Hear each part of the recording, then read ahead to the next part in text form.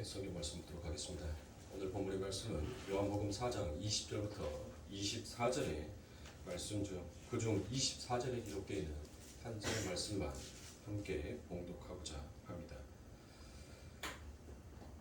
요한복음 4장 24절 다 찾으신 줄 알고 한 목소리로 함께 봉독하도록 하겠습니다. 하나님은 여기시니 예배하는 자가 영과 진리로 예배할지니라. 아멘. 자, 신령과 진리로 예배라는 말씀의 제목을 가지고 이 시간 함께 은혜를 나누도록 하겠습니다. 우리가 지난 4주 동안 함께 보았던 사마리아 여인의 이야기에 대해서 우리가 잠시 함께 은혜를 나누고 오늘 본문의 말씀에 나와 있는 이 예배의 말씀이 왜 등장하게 된 건지에 대해서 함께 살피고자 합니다.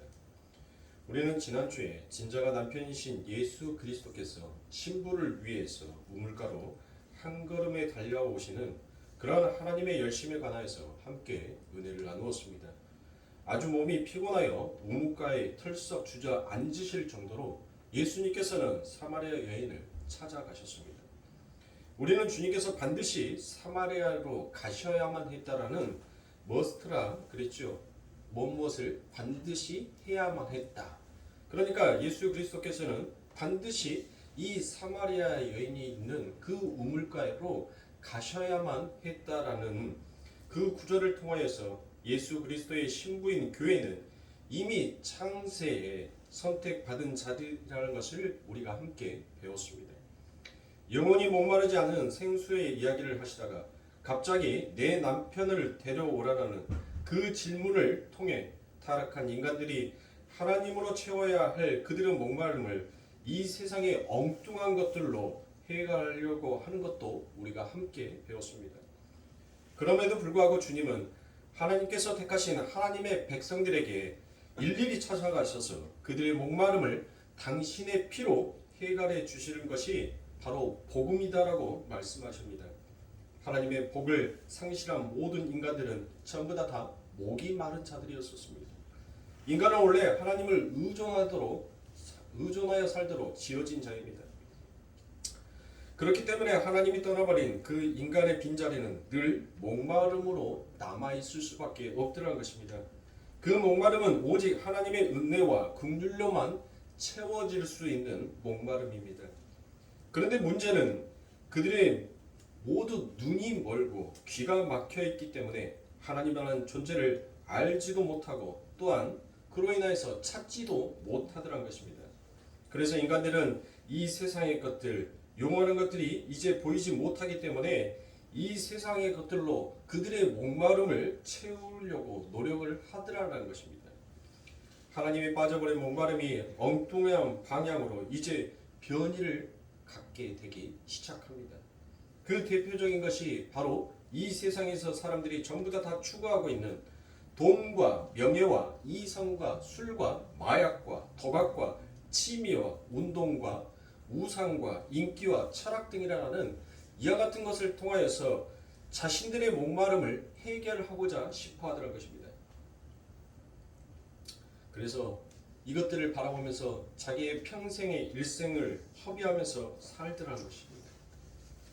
바로 이 사마리아 여인의 이야기가 다섯 남편과 한 명의 그 동거한 남놈을 등장시키므로 바로 타락한 인간들이 잘못된 해결 방법을 찾아 나서는 것에 대한 한 예를 지적하고 있는 것입니다. 그런데 저는 이 본문을 읽으면서 한 가지 궁금한 게 생겼습니다. 하나님은 왜 인간들에게 그 목마름이라는 것을 남겨두셨을까요? 혹시 여러분들은 궁금하지 않으셨습니까? 왜 하나님께서는 인간들에게 그 목마름이라는 그런 어떤 갈망을 남겨두셨을까라는 그와 같은 의문이 생겼습니다.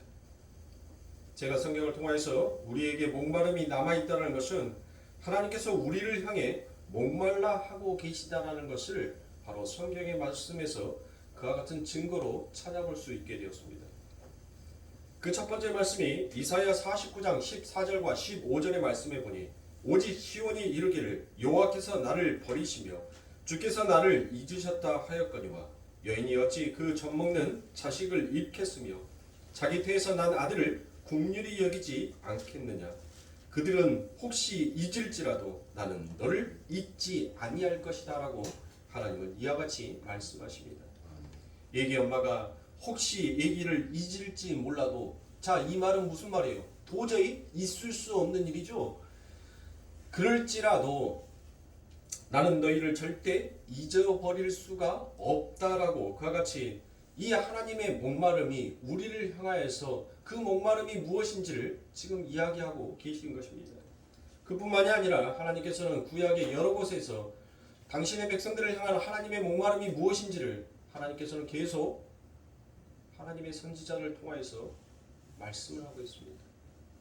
호세아 11장 8절의 말씀에 보니 에브라임이여 내가 어찌 너를 놓겠느냐, 이스라엘이여 내가 어찌 너를 버리겠느냐, 내가 어찌 너를 아드마같이 놓겠느냐, 어찌 너를 스보임같이 두겠느냐, 내 마음이 내 속에서 돌아서 나의 긍휼이 온전히 불붙듯 하도다 라고 이와 같이 얘기합니다. 하나님께서 배역한 이스라엘을 향하여서 긍휼과 사랑을 쏟아 부으시고 싶어서 그들을 향하여 얼마나 목말라하고 계시는지 너무나도 절절하게 기록이 되어 있지 아니합니까? 또한 출애굽기 20장 3절부터 5절의 말씀에 보니 너는 나 외에 다른 신들을 내게 있게 말지니라. 너를 위하여 새긴 우상을 만들지 말고 또 위로 하늘에 있는 것이나 아래로 땅에 있는 것이나 땅 안에 물속에 있는 것에 아무 형상이든지 만들지 말며 그것들에게 절하지 말며 그것들을 섬기지 말라. 나 여호와가 너희 하나님은 질투하는 하나님인즉 나를 미워하는 자의 죄를 갚되 아비로부터 아들에게로 3대까지 이르게 하거니와 라고 이와 같이 말씀하십니다. 자, 출애굽기 20장의 말씀에 보니 어떤 말씀이 나옵니까? 자, 질투다 하면 그와 같은 말씀이 나오시죠. 질투하다. 자, 이 질투하다라고 번역이 되어 있는 것이 히브리어로는 카나입니다. 카나. 자, 그 단어는 72년 LXS에서는 바로 젤로스라고 번역을 합니다. 이 젤로스는 영어 젤러스에서와 똑같은 단어입니다. 그러니까 젤러스가 무엇이냐면 간단하게 말해서 여러분들 질투라는 의미보다 열심이라는 단어로 쓰여 있더라라는 것이에요. 우리가 전에 공부했던 요한복음 2장에 그 단어가 나오는데 요한복음 2장 17절에 보니까 제자들이 성경 말씀에 주의 전을 사모하는 열심이 나를 삼키리라 한 것을 기억하더라라고 말씀하시죠. 그러니까 여기에서 열심이라고 되어 있는 이 열심이 바로 히브리어 카나, 질투라는 그 말과 같더란 것이에요. 그러니까 성경에 나오는 질투하시는 하나님이라는 표현은 당신의 백성을 위하여서 열심을 부리시는 하나님이다라고 그와 같이 번역을 해야 옳은 번역이다라고 말할 수 있습니다. 어떤 여자들이 이 구절을 들으면서 하나님도 질투하셨기 때문에 나도 질투한다라는 이와 같은 개변을 늘어놓는데 절대 그런 질투의 종류가 아니더란 것입니다. 이것은 바로 열심이라는 뜻으로 우리는 해석을 해야 됩니다. 그러니까 질투하시는 하나님이라는 것은 당신의 백성을 향한 열심을 내고 계시는 하나님으로 우리는 바꾸어 사용해야 할 줄 믿습니다. 여러분들이 한번 생각해 보세요. 질투라는 것은 어떤 비교 대상이 있을 때 여러분들 드디어 일어나게 되는 것이 그게 질투이지 않습니까? 그렇죠. 그런데 하나님께서 질투하시는 대상이 과연 누구입니까? 하나님과 비교할 수 있는 자가 누구냔 말이에요. 네? 아니 도대체 하나님과 비교할 자가 있어야지 하나님께서 질투를 하실 거 아닙니까? 하나님께서 우리들에게 질투하신다고요? 아니 우리가 하나님 앞에 하나님과 무슨 동등함을 취한 자가 되었기에 여러분들 우리가 하나님의 질투의 대상이 되냔 말이에요. 그러면 바알이 하나님의 질투의 대상입니까? 아세라가 하나님의 질투의 대상이냐고요. 자, 진짜 그런 신들이 여러분들 있습니까? 없죠. 그것은 바로 우리들이 무엇이다라고 얘기합니까? 우상이다라고 그와 같이 얘기하지 않습니까? 인간들이 자신들의 욕심을 채우기 위해서 스스로 만들어 놓은 것이기 때문에 실체가 없는 것들이다라고 이야기합니다. 따라서 하나님께서 질투하신다는 것은 우리에게 은혜와 사랑과 긍휼을 부으시고 싶은 우리를 향한 하나님의 그 열심이다라는 그와 같은 표현을, 그와 같은 마음을 우리들이 알기 쉽게 하기 위해서 질투다라고 표현을 하는데, 오히려 이 번역은 맞지 아니하는 번역이기에 열심으로 표현을 하셔야 할 줄 믿습니다. 하나님은 그렇게 당신의 백성들을 향해 목말라 하고 계시는 것입니다.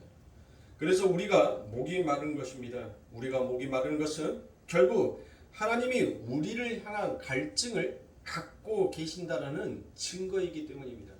그래서 하나님의 백성들이 하나하나가 하나님 앞에 찾아 나아가고 하나님을 찾아 나섰을 때, 즉 하나님의 목마름이 해결이 되는 것처럼, 그렇죠?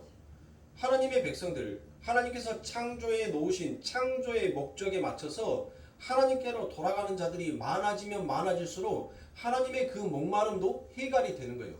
또 그것뿐만 아니라 우리가 하나님을 찾아갔었을 때 오직 하나님으로부터 오는 그 은혜와 긍휼로만 우리들의 삶 가운데 찾아올 수 있는 그 갈증을 해결할 수가 있단 말이에요. 그러니까 이것이 바로 진리인 것입니다. 그래서 하나님께서는 우리들의 인간의 삶 가운데, 우리들의 인생 가운데 이와 같은 목마름을 두시는 거예요. 그것은 우리를 향한 하나님의 사랑, 파토스. 우리가 파토스에 대해서 배웠죠, 함께. 에레미야서에. 그 파토스가 뭡니까? 하나님의 심정, 하나님의 마음이다라는 것으로 표현을 하지 않습니까? 그러니까 이 하나님의 마음이 그 안에 담겨져 있는 것입니다. 그런데 이러한 하나님의 마음을 도저히 우리들은 알지 못하고, 오히려 인간들은 엉뚱하게도 이 세상의 것들로 그 갈증의 해갈을 변이시켜 버리고 말더란 것입니다. 그러한 잘못된 갈증 중에 가장 악한 갈망의 변이가 바로 그릇된 애배다라고 말할 수 있습니다.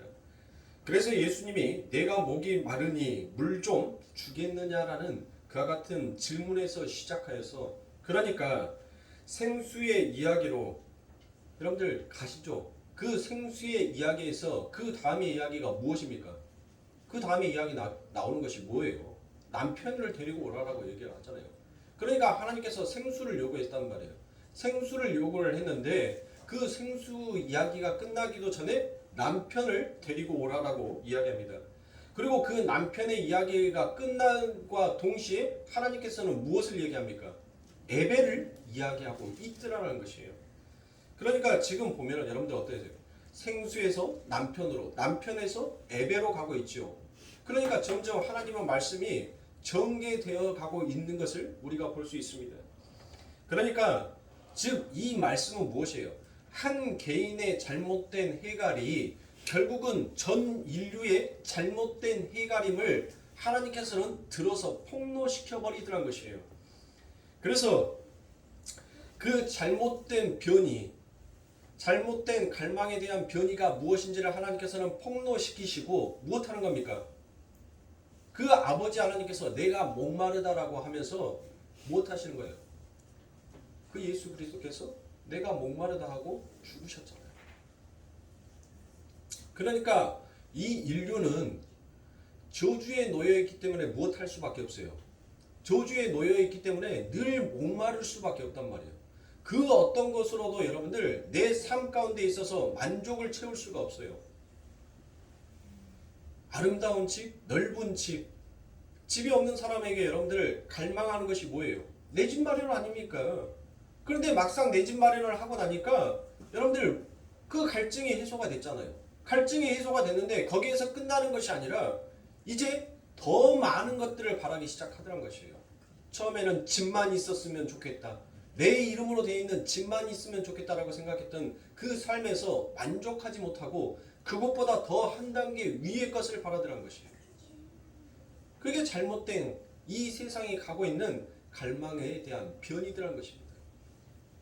그래서 하나님께서는 저주받은 이 세상 가운데 그 갈망에 대한 변이를 당신이 그 모든 것들을, 그 목마름을 가져가심으로 그것에 의해서, 그 목마름에 의해서 예수 그리스도가 죽으시고 정말 생수의 강이 흘러 넘치시는 그 은혜를 우리들에게 부어주심으로 인하여서 우리들이 그 생수의 강에 의해서 못하게 된 자에 이제 영원히 목마르지 아니하는 살아나는 자가 되었다는 것입니다. 이것이 바로 복음이에요. 이게 은혜라는 것입니다. 이것을 듣는 자만 들을 수 있는 것입니다.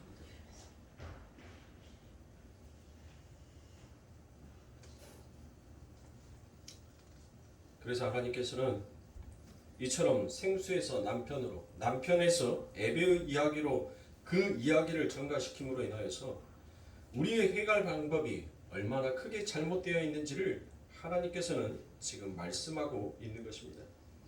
그러니까 예수님께서 내가 영원히 목마르지 않은 생수를 줄게, 너희들이 지금 먹고 있는 것은 전부 다 틀린 것이다라는 것을 함께 그 이야기에서 내포하고 있는 것입니다. 그리고 그 여인에게 남편을 데려오라라고 말씀하심으로 그 여인의 잘못된 해결 방법을 폭로시키는 그와 같은 장면을 통하여서 우리가 지금 쫓아가고 있는 그 길이 얼마나 잘못된 길인지를 하나님은 지금 지적하고 계시는 것입니다.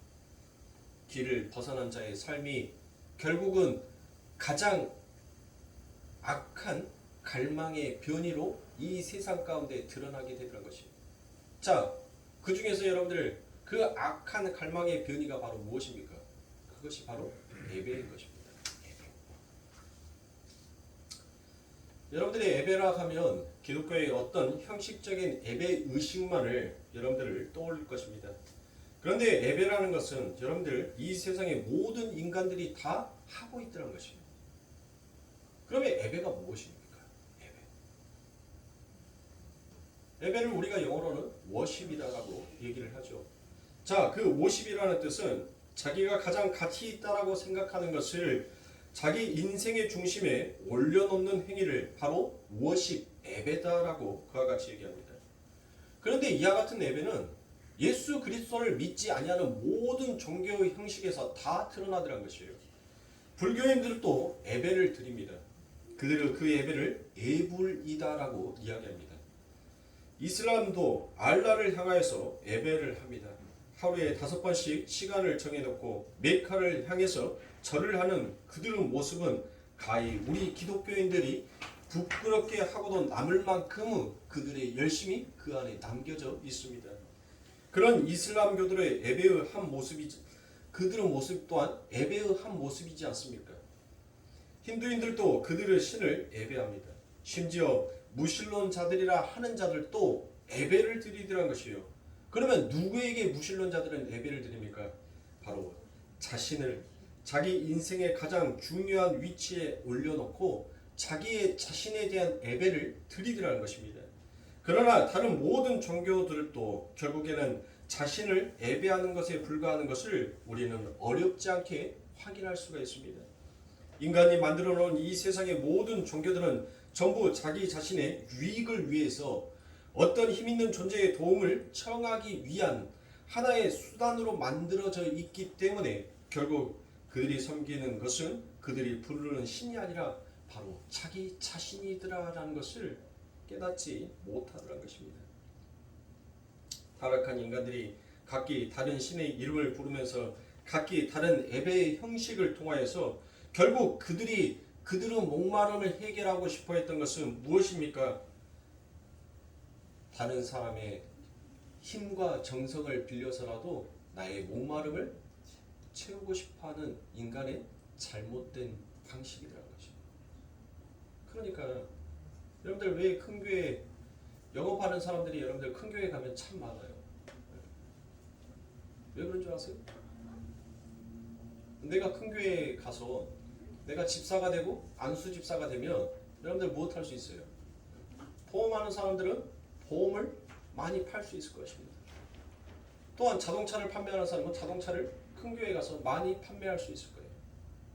이왕이면 우리 교회, 우리 성도 도와줘야지라는 그와 같은 마음이 여러분들 그 모든 것들을 행태를 만들어 놓는 것입니다. 결국 그들은 여러분들 하나님을 섬기기 위해서 그 예배당을 찾는 것입니까? 아니면 자기의 욕심과 욕망, 탐심과 탐욕을 위해서 예배당을 찾은 것입니까?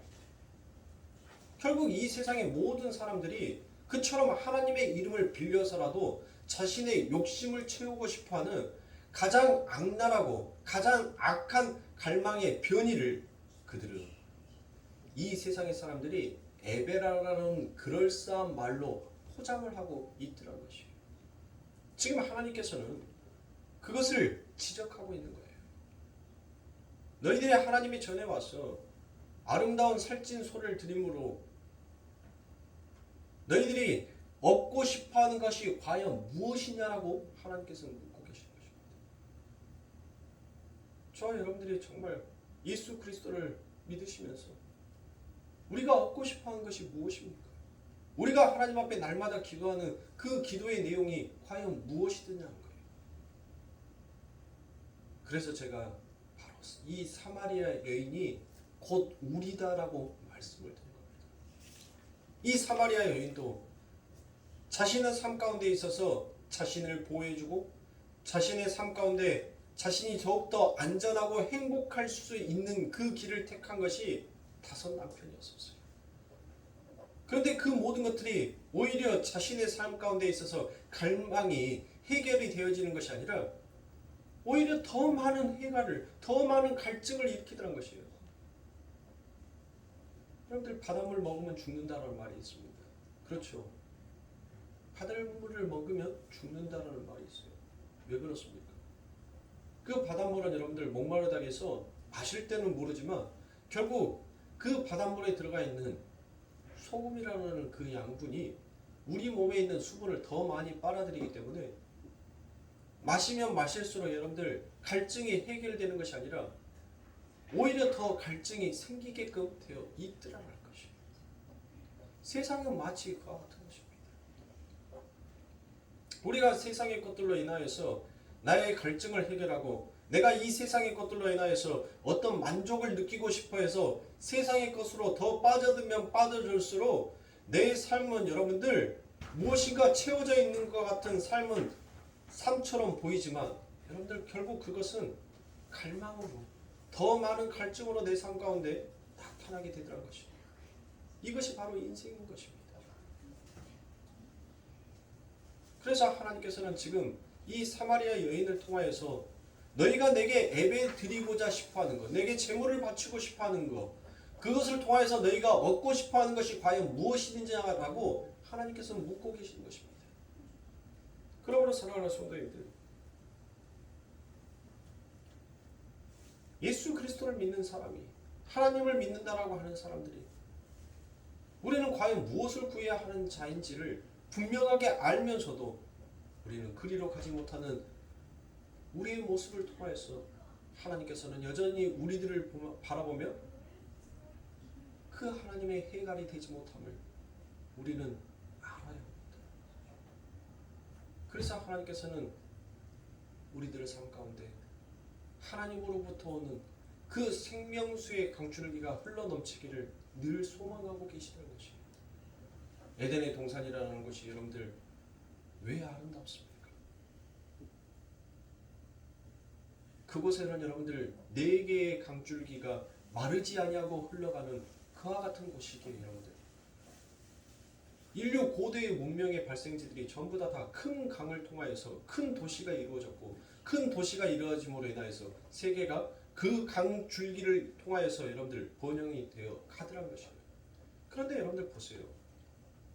유브라데스 강이나 티그리스 강, 중국에 있는 황야강이라는 보면 여러분들 그 물줄기의 근원을 가보면 정말 얼처무니가 없을 정도로 이 작은 물줄기가 이렇게 큰 강을 이룬다라고 거의 상상이 안 갈 거예요. 빙하에서 녹아내리는 그 작은 물줄기, 작은 겨울물, 그 물줄기가 흐르고 흘러서 여러분들 큰 강을 이루더란 것이에요. 생명의 근원은 여러분들 그와 같이 보이지 아니하는 곳에서부터 시작이 되는 것입니다. 그러나 우리는 늘 보여지는 큰 강만을 바라보지 않습니까? 그것이 바로 우리의 죄다라는 것을 하나님께서는 늘 말씀하고 계시는 것입니다.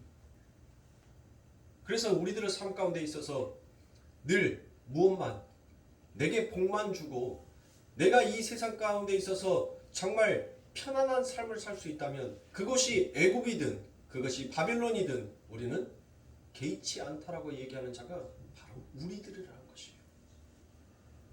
왜요? 우리들의 마음이 늘 그와 같이 요동치더라는 것입니다. 늘 세상에 보여지는 큰 강줄기를 바라보면서 여러분들 늘 요동치더라는 것이에요. 그게 우리들의 죄악입니다. 그러므로 성경에서는 그와 같은 마음조차도 우상 숭배다라고 그와 같이 말씀합니다. 출애굽기 20장 4절에 보니 너를 위하여 새긴 우상을 만들지 말고 또 위로 하늘에 있는 것이나 아래로 땅에 있는 것이나 땅 아래 물속에 있는 것에 어떤 형상도 만들지 말며라고 그와 같이 얘기합니다. 우상의 정의가 바로 전제가 무엇입니까? 너를 위하여 우리를 위하여 만든 것을 바로 우상이다라고 성경은 얘기합니다. 그래서 너를 위하여 우리를 위하여 만든 것이 무엇인지를 하나님께서는 이제 보다 더 뚜렷한 그림으로 나타나여서 보여주십니다. 출애굽기 32장 1절에 보니 백성이 모세가 산에서 내려오니 더딤을 보고 모여 백성이 아론에게 일러 말하되 일어나라 우리를 위하여 우리를 인도할 신을 만들라. 이 모세 곧 우리를 애굽 땅에서 인도하여 낸 사람은 어찌 되었는지 알지 못함이니라 라고 이와 같이 얘기합니다. 그렇지 않습니까? 그렇죠. 그들이 무엇을 만듭니까? 금 송아지를 가리켜서 여러분들 무엇이다라고 얘기해? 우리를 위하여 만들 것이다라고 이야기하지 않습니까? 그걸 뭐라고 얘기한다고요? 그걸 우상이다라고 얘기합니다. 그러니까 우상이라는 것은 자기를 위하여 만들어낸 것 전부를 다 우상이다라고 얘기하는 것입니다. 이렇게 모든 인간들은 자신의 욕망과 욕심을 위해서 무엇인가에 예배를 하는 자들이더라라는 것을 얘기합니다. 그래서 사도 바울은 우상 숭배를 뭐라고 정의를 하냐면 곧 탐심이다라고 그와 같이 정의를 합니다. 결국 그 탐심이 우상 숭배다라고 골로새서 3장 5절에서 그와 같이 말씀합니다.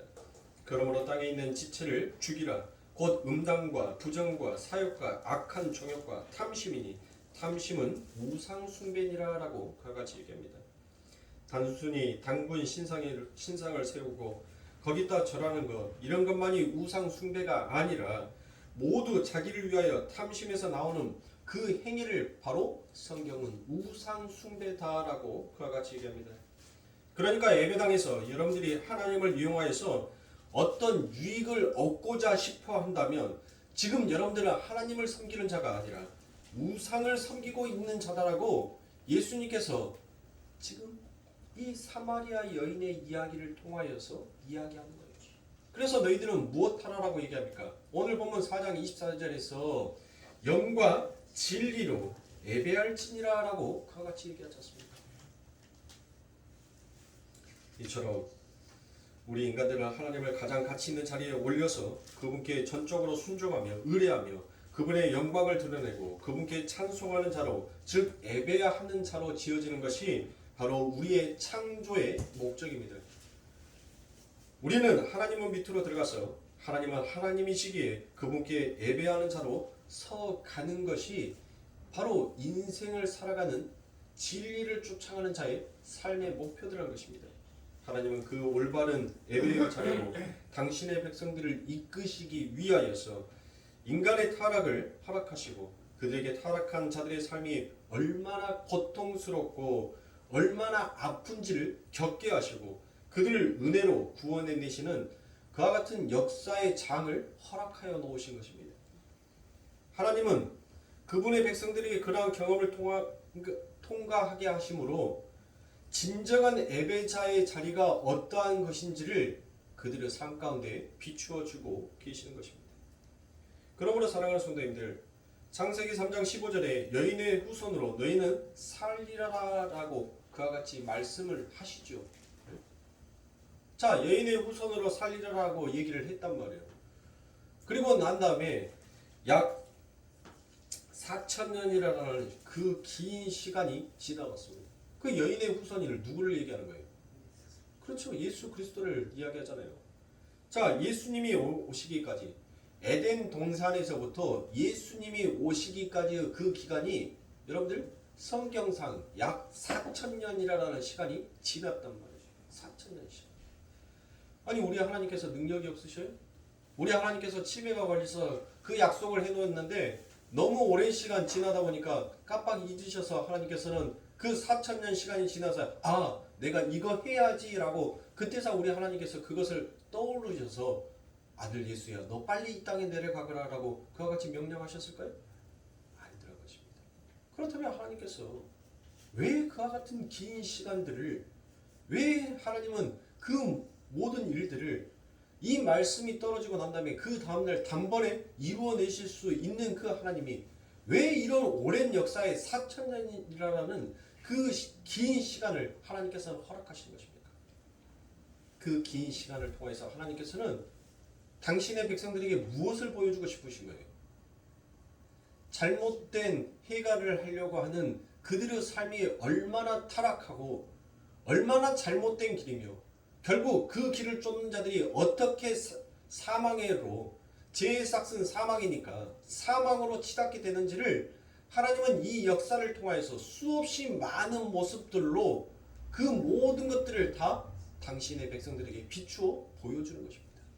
그러므로 사랑하는 성도님들, 우리가 구약의 이 많은 말씀들을 읽으면서 여러분들 한 절의 말씀도 내가 그 말씀에 걸리지 아니하는 걸림돌과 같은 말씀이 하나도 우리들의 삶 가운데 없어. 우리는 다 그 말씀들을 보면 이 성경 안에서 여러분들 그 악을 도모했던 모든 자들의 모습을 보면 전부 다 나의 모습 같아요. 어느 한 절의 말씀도 내가 쉽게 건너뛸 수 있는 그와 같은 말씀, 그와 같은 모습이 내 삶 가운데 없다는 것이에요. 때로는 내 삶의 행위가, 때로는 내 생각이, 때로는 내 마음이, 내가 계획하는 그 뜻이, 내가 이루고 싶어 했던 그 소망이 얼마나 잘못된 것인지를 하나님께서는 수없이 많은 선지자를 통해서 그들의 백성이, 그들의 선지자가, 그들의 제사장이, 그들의 왕이 행하였던 패역함을 하나님께서는 폭로시킴으로 우리들에게 무엇을 깨닫게 하는 거예요? 진정한 너희들의 해결의 방법, 진정한 예배하는 자의 삶, 너희의 창조의 목적이 무엇인지를 하나님께서는 이 성경에 기록되어 있는 66권의 이 말씀들을 통해서 우리들에게 비추어 주고 있는 것입니다. 그러므로 너희들은 돌이켜 내게 오라라는 거예요.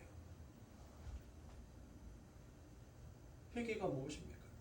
단순히 입으로만 하나님 잘못했습니다라고 말하고 여러분들 내 마음대로 사는 것이 그게 회개입니까? 그건 회개다라고 말할 수가 없습니다. 여러분들이 진짜 하나님 앞에 헌금을 드리는 그 헌금 또한 무엇 때문에 헌금을 드리는 것입니까? 이스라엘 백성들이 그 하나님 앞에 수없이 많은 소와 양과 비둘기를 하나님 앞에 바쳤습니다. 그런데 하나님께서는 무엇이다라고 얘기합니까? 난 너희들이 태워 올려 보내는 그 연기에 질렸다라고 얘기합니다. 그래서 나는 더 이상 받지도 아니할 것이다라고 얘기합니다. 너희들의 가증한 손에 묻혀져 있는 그 피를 나는 혐오한다라고 얘기합니다. 우리는 비록 이제는 피를 묻히지는 않습니다. 그러나 그 돈을 벌기 위해서 여러분들 우리는 얼마나 악함도 세스름치 않고 여러분들 그 돈을 벌기 위해서 여러분들 얼마나 이 세상 가운데 고군분투하면서 살아왔는지 구약에 기록되어 있는 그들의 모습과 우리의 모습이 별반 차이가 없다는 것이에요. 그러면 오늘날 하나님 앞에 드려지는 그 헌금을 통하여서 우리가 과연 얻고 싶어하는 것이 무엇입니까?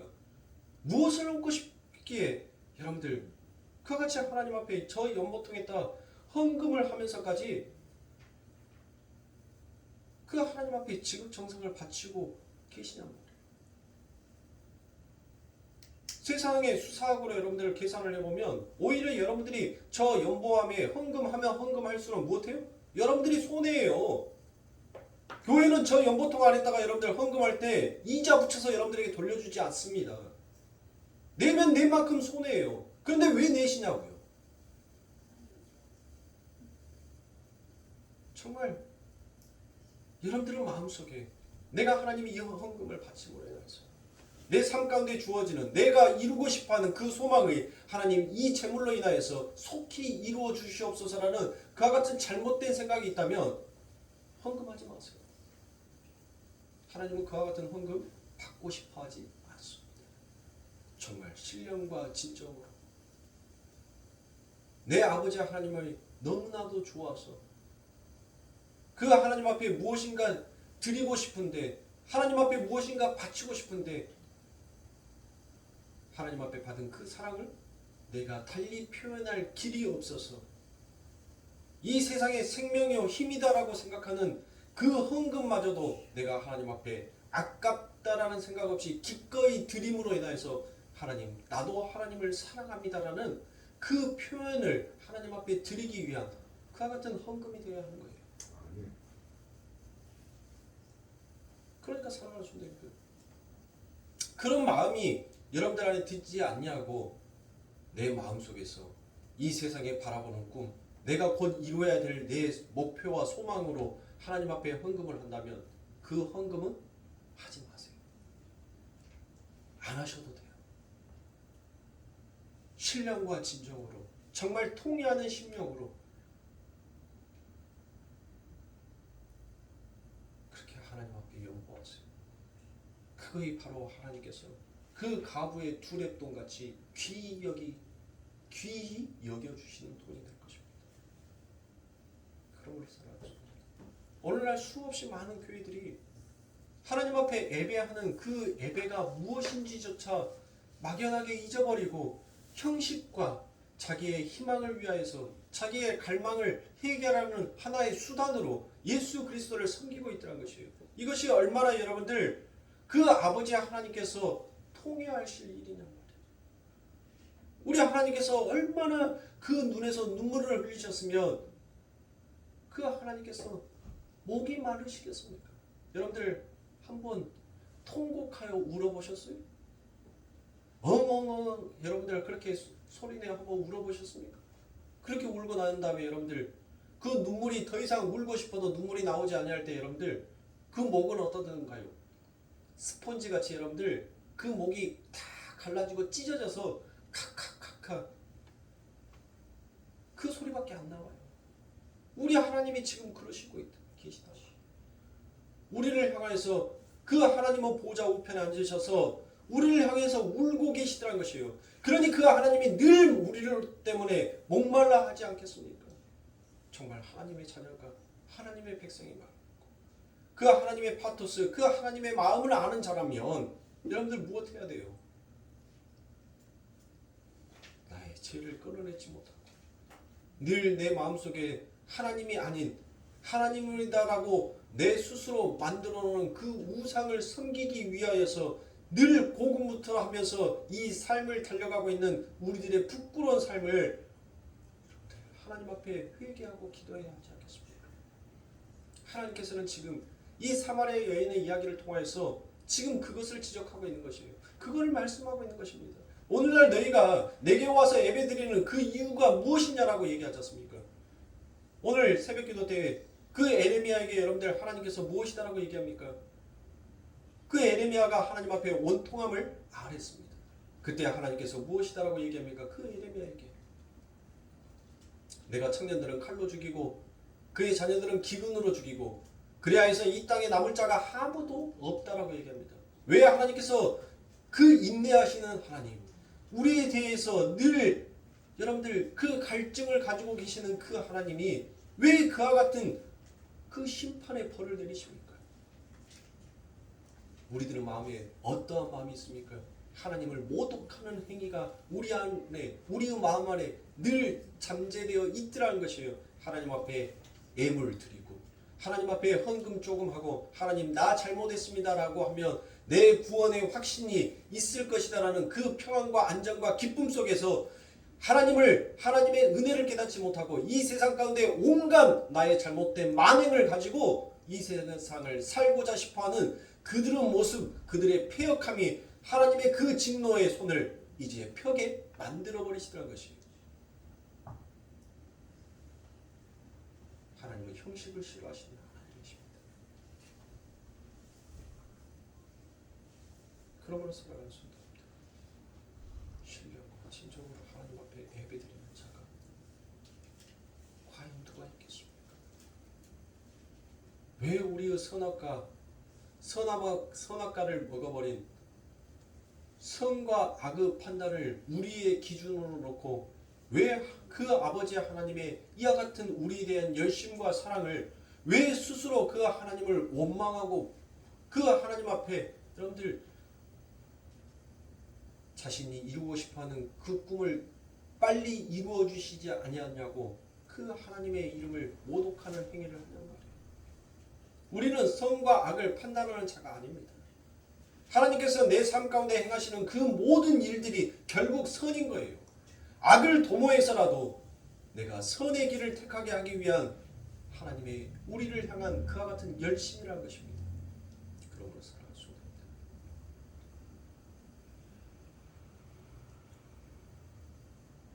형식과 우리들의 틀에서 여러분들 벗어나셔서 정말 내 마음속에서 울림으로 되어